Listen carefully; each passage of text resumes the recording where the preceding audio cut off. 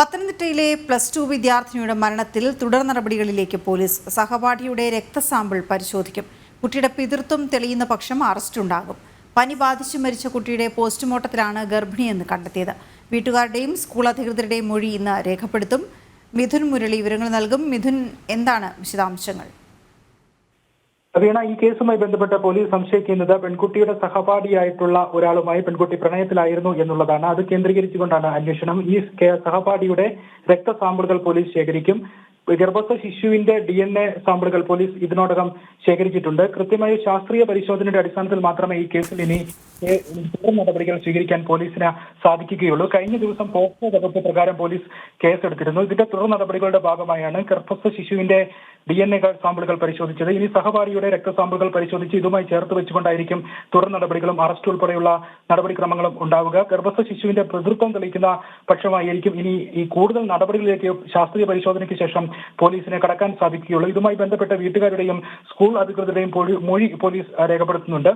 പെൺകുട്ടി ഗർഭം വികസിപ്പിക്കാൻ വേണ്ടി കൂടുതൽ മരുന്നുകൾ കഴിച്ചിരുന്നു എന്നുള്ള കണ്ടെത്തൽ ഉണ്ടായിട്ടുണ്ട് പോസ്റ്റ്മോർട്ടം റിപ്പോർട്ടിൽ നിന്ന്. ഇത് ആരുടെയെങ്കിലും പ്രേരണ മൂലമാണോ എന്നും പോലീസ് അന്വേഷിക്കുന്നുണ്ട്. ഇത്തരത്തിലുള്ള വിശദമായിട്ടുള്ള ശാസ്ത്രീയ പരിശോധനകളാണ് ഇനി നടക്കാനിരിക്കുന്നത്. കഴിഞ്ഞ തിങ്കളാഴ്ചയാണ് ആലപ്പുഴ വണ്ടാനം മെഡിക്കൽ കോളേജിൽ ചികിത്സയിലിരിക്കെ 17-കാരി മരിച്ചത്.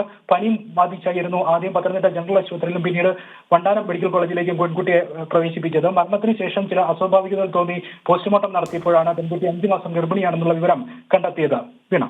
മിഥുൻ, അതേസമയം വീട്ടുകാരുടെ മൊഴിയെടുത്തതിൽ നിന്ന് എന്തെങ്കിലും കാര്യങ്ങൾ വ്യക്തമായിട്ടുണ്ടോ? ഈ പെൺകുട്ടിയുടെ മരണത്തിലേക്ക് നയിച്ച സാഹചര്യം എന്തായിരുന്നു എന്നുള്ളത് വീട്ടുകാർ പറഞ്ഞിട്ടുണ്ടോ? അങ്ങനെ വീണ, ഇത് സംബന്ധിച്ചിട്ടുള്ള കൂടുതൽ വിശദാംശങ്ങൾ ലഭ്യമായി വരുന്നതേ ഉള്ളൂ. വീട്ടുകാരുടെ മൊഴി രേഖപ്പെടുത്തുന്നത് തുടർ നടപടികളുമായി മുന്നോട്ട് പോയിക്കൊണ്ടിരിക്കുകയാണ്. ഇതിന്റെ കൂടുതൽ വിശദാംശങ്ങൾ ലഭ്യമായി മാത്രമായിരിക്കും ഇത് സംബന്ധിച്ച് ഈ പെൺകുട്ടി മരുന്ന് കഴിച്ചതടക്കമുള്ള കാര്യങ്ങളിൽ വീട്ടുകാർക്കോ അല്ലെങ്കിൽ ഈ പറയുന്ന സഹപാഠിയുമായി ബന്ധപ്പെട്ടുള്ള സഹപാഠി പ്രേരിപ്പിച്ചിട്ടാണോ മരുന്ന് കൂടുതലായി കഴിച്ചത് എന്നുള്ള കാര്യത്തിൽ ഒരു കൃത്യത വരികയുള്ളൂ. ആ കാര്യത്തിൽ ഒരു വ്യക്തത വരേണ്ടതുണ്ട്. ഒപ്പം തന്നെ ശാസ്ത്രീയ പരിശോധന കൃത്യമായി നടക്കേണ്ടതുണ്ട്. എങ്കിൽ മാത്രമായിരിക്കും പോക്സോ വകുപ്പ് പ്രകാരം ഈ പെൺകുട്ടിയുടെ സഹപാഠിയായിട്ടുള്ള ആൾക്കെതിരെ അറസ്റ്റ് ചെയ്ത് കൂടുതൽ നടപടിക്രമങ്ങളിലേക്ക് കടക്കാനും സാധിക്കുകയുള്ളൂ.